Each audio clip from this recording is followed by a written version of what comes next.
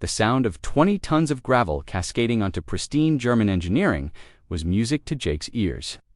Margaret Thornfield, the self-appointed queen of Willowbrook Heights HOA, stood frozen in her designer heels, watching her $80,000 BMW disappear beneath an avalanche of stone and dust.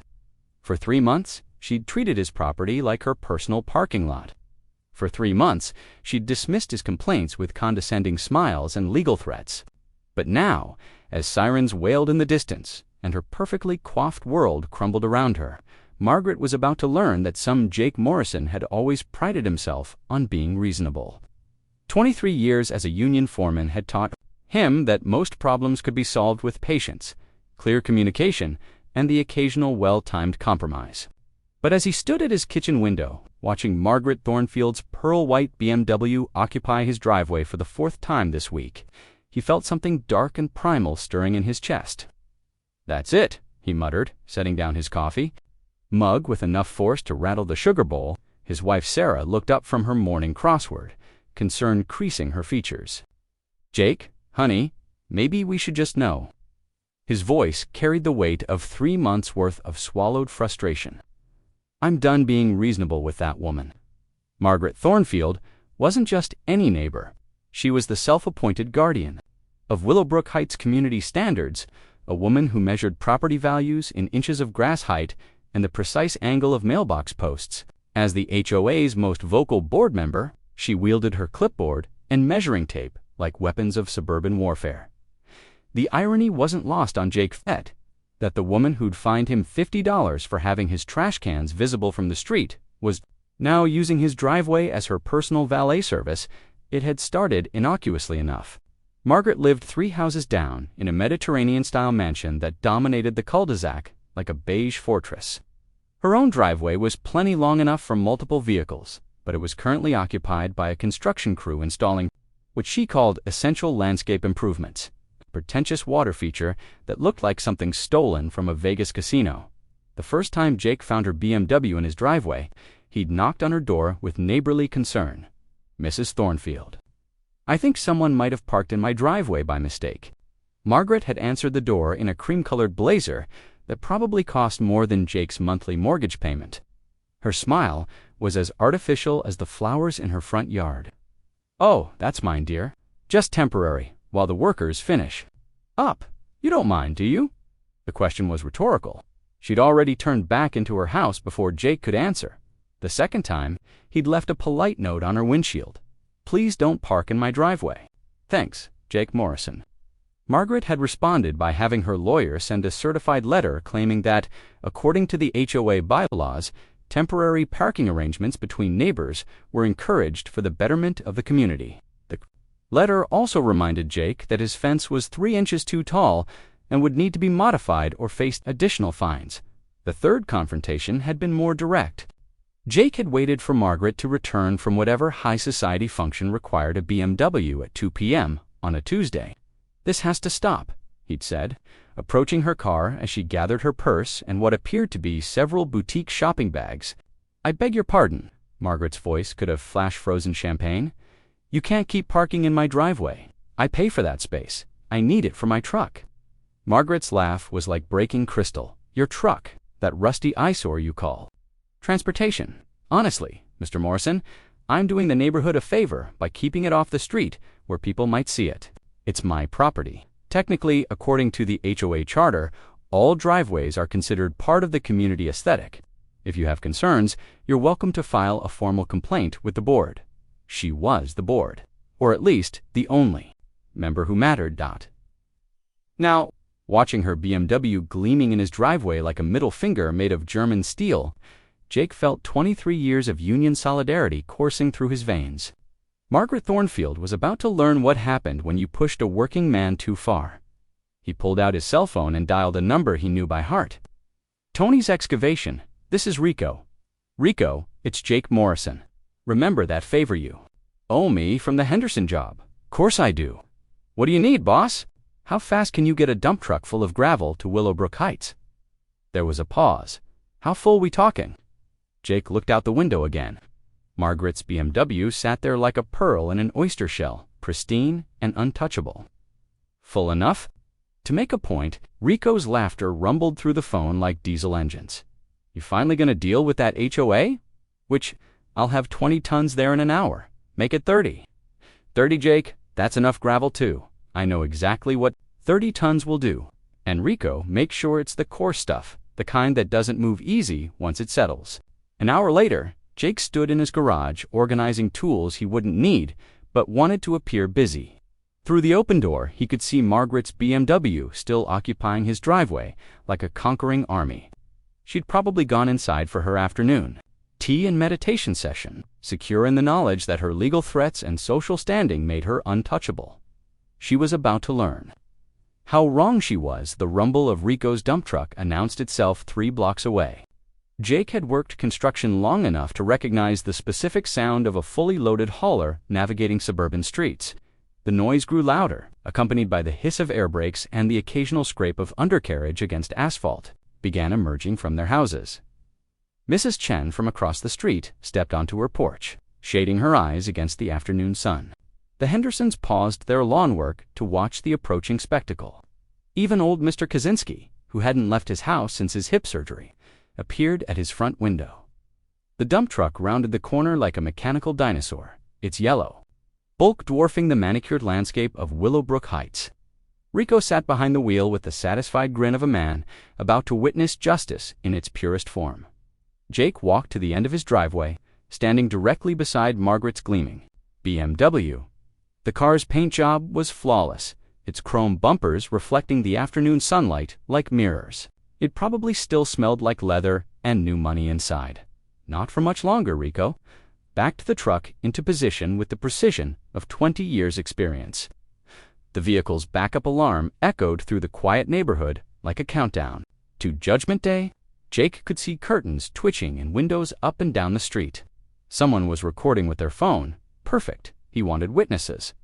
The truck's hydraulic system engaged with a mechanical whine that sounded like a mechanical sigh of satisfaction. The dump bed began to rise, tilting toward the precise angle that would deliver 30 tons of coarse gravel, exactly where Jake wanted it. That's when Margaret's front door flew open. She appeared on her front steps like an avenging angel in designer clothing, her face transitioning through several shades of outrage before settling on a color that matched her manicured nails. "What do you think you're doing?" Her voice cut through the rumble of hydraulics like a soprano hitting high C during an earthquake. Jake turned to face her, his expression as calm as a man discussing weekend weather, getting a gravel delivery. "That's my car." "In my driveway?" Margaret began marching across the street, her heels clicking against asphalt like a metronome counting down to catastrophe. "Stop this immediately. I'll have you arrested. I'll sue you for everything you own." Jake looked at her approaching figure, then at Rico, who was watching the drama unfold with the rapt attention of someone witnessing their favorite movie's climax. "Rico," Jake called out, his voice carrying the authority of a man who'd spent decades managing construction crews. "Dump it." The gravel began to fall like a stone waterfall, each chunk adding to the growing pile that was rapidly engulfing Margaret's BMW. The sound was tremendous. 30 tons of rock cascading onto metal and glass, a percussion symphony of karma finally coming due. Margaret's scream could have shattered windows 3 blocks away. Part 2. Consequences. Saskaditha gravel settled like concrete judgment, each stone finding its place in what had become a 20-foot-high monument to suburban warfare. Margaret's BMW had disappeared entirely beneath the gray-brown avalanche, visible only as a vague, car-shaped depression in the mountain of rock that now dominated Jake's driveway. Margaret stood frozen in the middle of the street, her designer heels planted on the yellow center line like she was making her last stand. At the Battle of Willowbrook Heights, her face had progressed beyond red into territory that medical professionals might classify as stroke-inducing purple. "Double quotes you, ... she gasped, pointing at Jake with a trembling finger adorned with rings that probably cost more than his annual property. "Taxis, you absolute barbarian. Do you have any idea what you've done?" Jake surveyed his handiwork with the satisfaction of a craftsman admiring a job well done. "I'd say I've solved my parking problem." Rico shut off the dump truck's engine, and the sudden silence felt like the moment between lightning and thunder. The only sounds were Margaret's hyperventilating and the distant hum of air conditioning units working overtime in the July heat. That car cost $80,000. Margaret's voice cracked like ice on a frozen pond. Should have thought about that before you parked it on my property, Jake replied, wiping his hands on his work jeans, repeatedly, after being asked to stop multiple times. The gathering crowd of neighbors had swollen to include practically everyone on the block. Mrs. Chen was no longer hiding behind her porch railing, but standing openly in her front yard, cell phone recording the entire spectacle. The Henderson kids had abandoned their bicycles to climb onto their parrot's car for a better view. Even Margaret's immediate neighbors, the ones who usually kissed her HOA ring, were watching with expressions that ranged from shock to barely concealed amusement. Margaret noticed the audience and seemed to realize that her carefully cultivated image as the neighborhood's refined authority figure was crumbling faster than her. BMW's resale value, someone called the police, she shrieked, spinning around to address the crowd. This man has committed vandalism, destruction of property. This is terrorism. Old Mr. Kaczynski's voice drifted from his open window. To me, lady, a few neighbors actually applauded. Margaret's face somehow managed to achieve an even deeper shade of burgundy. Don't you people understand? He's destroyed a luxury vehicle. He's removed an illegally parked car from his own driveway, interrupted a voice from the back of the crowd. Everyone turned to see Detective Ray Kowalski emerging from an unmarked sedan that had quietly arrived during the gravel dumping spectacle. Jake recognized him immediately. They'd worked together on a police station renovation 3 years ago, and Ray had become something of a friend.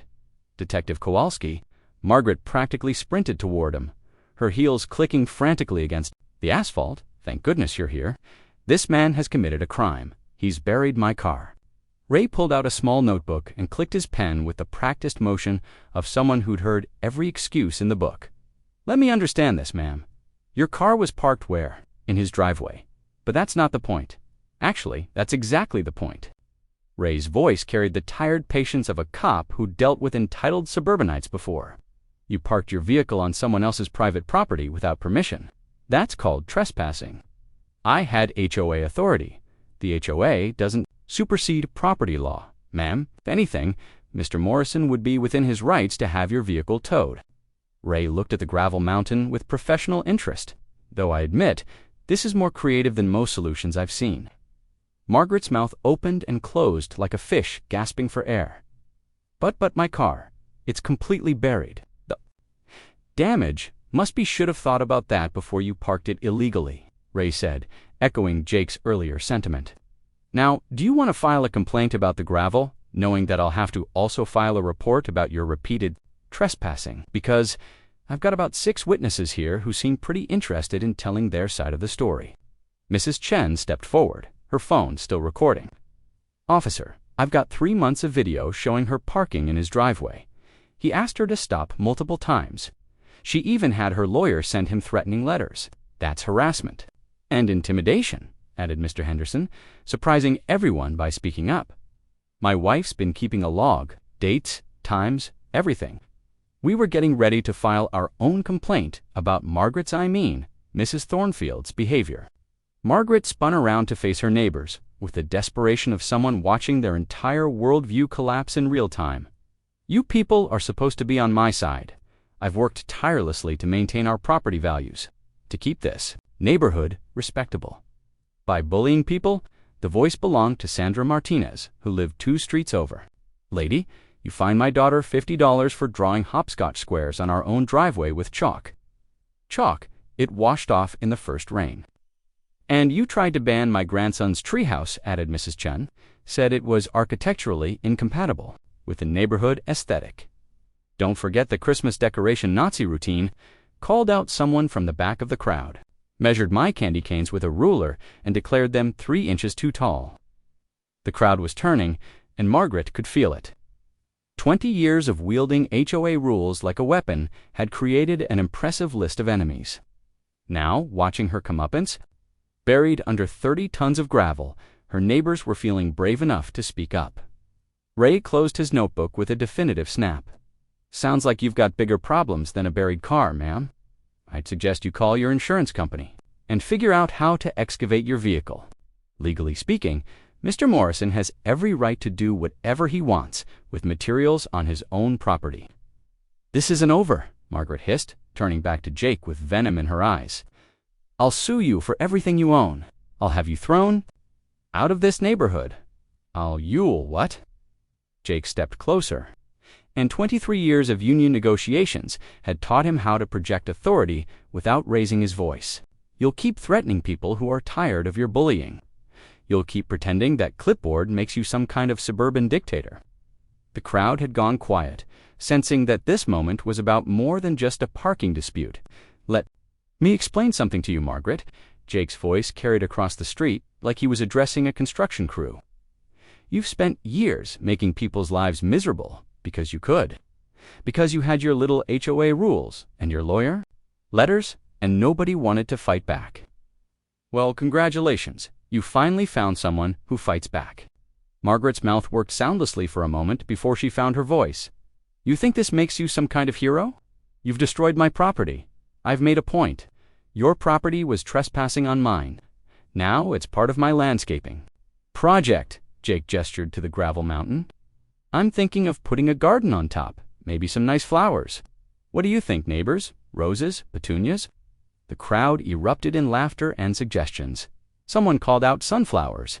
Another voice suggested poison ivy. The mood had shifted completely. What had started as a property dispute had become a block party celebrating the overthrow of a tyrant. Margaret looked around at the faces of people she'd considered her subjects, seeing nothing but satisfaction and barely contained glee. The social order she'd spent decades building was crumbling like sand. "Fine," she said, her voice dropping to a whisper that somehow carried more menace than her earlier screaming. "Fine, but this isn't over, Mr. Morrison. Not by a long shot." She turned and walked back toward her house, her heels clicking against the asphalt like a countdown timer. Everyone watched her go, and Jake noticed that she didn't walk quite as straight as usual. Her perfect posture had developed a slight hunch, as if the weight of public humiliation was physically pressing down on her shoulders. Ray approached Jake as the crowd began to disperse. "Nice work, buddy. That woman's been a pain in the ass.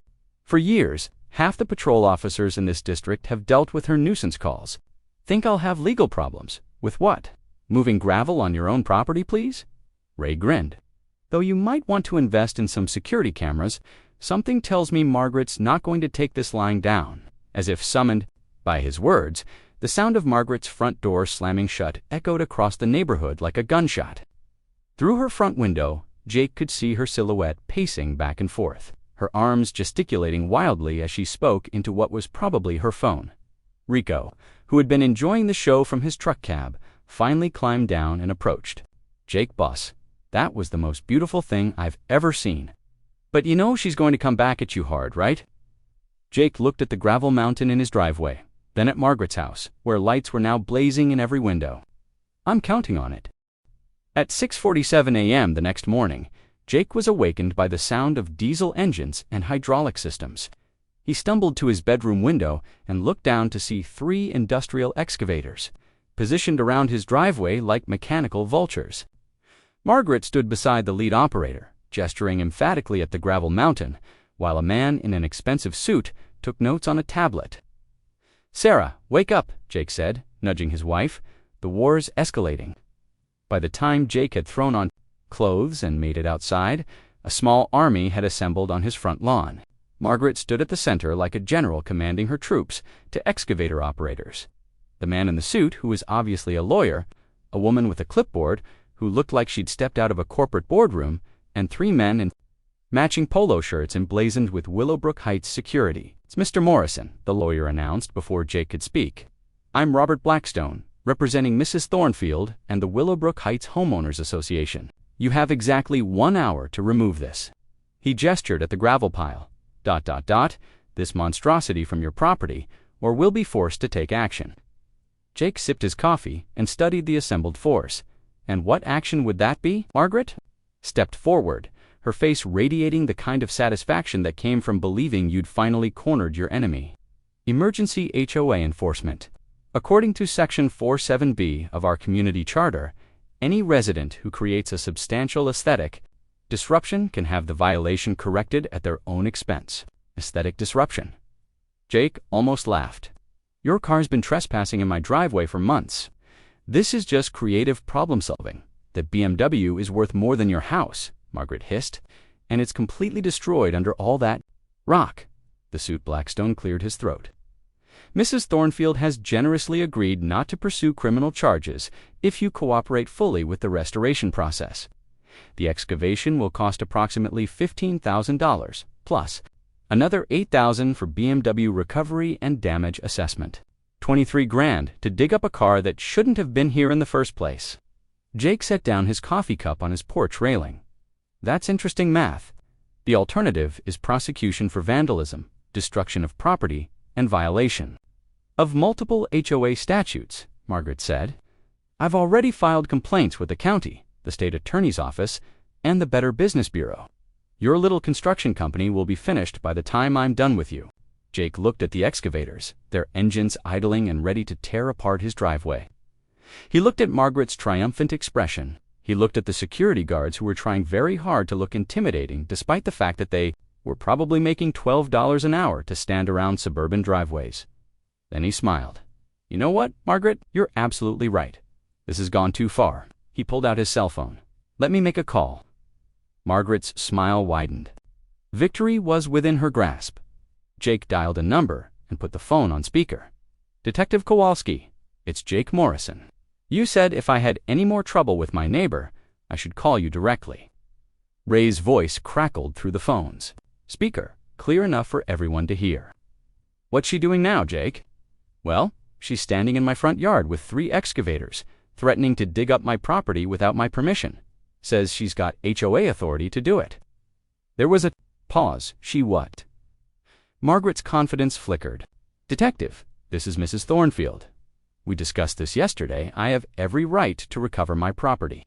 Ma'am, you have the right to recover your property. You don't have the right to trespass on someone else's land to do it. And you sure as hell don't have the right to bring heavy machinery onto private property without the owner's consent. Blackstone stepped forward. Detective, I'm Robert Blackstone, Mrs. Thornfield's legal counsel. The HOA charter clearly states, I don't care what your charter states, counselor. HOA rules don't supersede state and federal law. Right now, you've got 3 pieces of heavy machinery on private property without permission. That's trespassing. The fact that you're threatening to excavate without consent makes it attempted destruction of property. Margaret's face was transitioning through its familiar color spectrum again. But my car, your illegally parked car that you abandoned on someone else's property, Ray interrupted. Jake, do you want these people arrested, or do you want to handle this civilly? Jake looked at Margaret, who was starting to realize that her carefully orchestrated power play was collapsing around her. I'm willing to be reasonable, detective, but I want something in return. Name it. I want Mrs. Thornfield to publicly apologize to every neighbor she's harassed over the past 5 years. I want her to resign from the HOA board, and I want a written agreement that she never set foot on my property again. Margaret's gasp could have powered a small wind turbine. That's extortion. That's negotiation. Ray's voice corrected through the speaker. And it's a lot more generous than what I was about to offer, which was a ride downtown in handcuffs. The excavator operators were looking increasingly uncomfortable. One of them climbed down from his cab and approached Blackstone. Look, mister, we didn't sign up for any legal drama. If this lady doesn't have permission to dig here, we're not digging.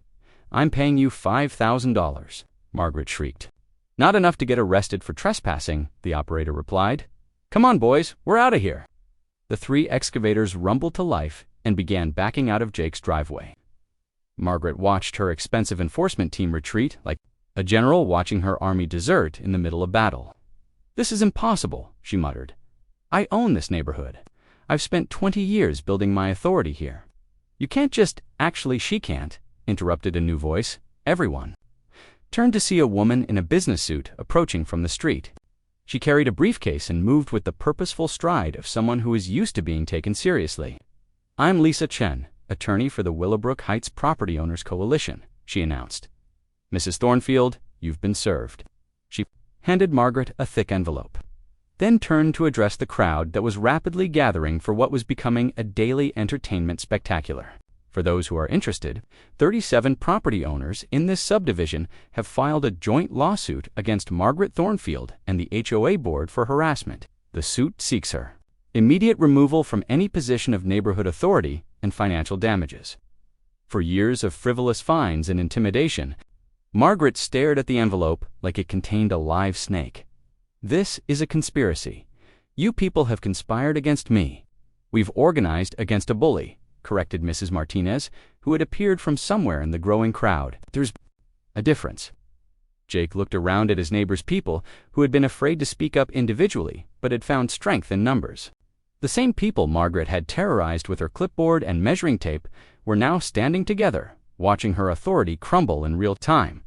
The coalition has also filed a complaint with the State Attorney General's office regarding misuse of HOA funds. Lisa Chen continued. "Apparently, Mrs. Thornfield has been using association money to pay for her personal legal expenses. That's embezzlement." Margaret's face went white. That's not. Those were legitimate HOA enforcement actions, like the $300 fine you tried to impose on the Hendersons for having the wrong shade of mailbox paint, or the legal fees you charged the association for threatening to sue Mrs. Martinez over her granddaughter's sidewalk chalk art. The crowd was growing restless, and Jake could feel the mood shifting from entertainment to something more dangerous. Margaret seemed to sense it too. Her eyes darted around the circle of faces, looking for any sign of sympathy or support. She found none. "Fine," Margaret said, her voice barely above a whisper. "Fine. You want your apology? You want me to resign? You win." She looked directly at Jake. "But understand this. You've destroyed more than just my car. You've destroyed everything I built. Here, this neighborhood was perfect before you decided to play your little games." "It wasn't perfect," Jake replied quietly. "It was afraid. There's a difference." Margaret turned and walked back toward her house, her shoulders sagging under the weight of absolute defeat. The crowd watched her go, and Jake noticed that no one was smiling anymore. There was something almost tragic about watching someone's entire world collapse, even someone who had brought it on themselves. "Detective Kowalski," Jake said into his phone. "I think we're good here."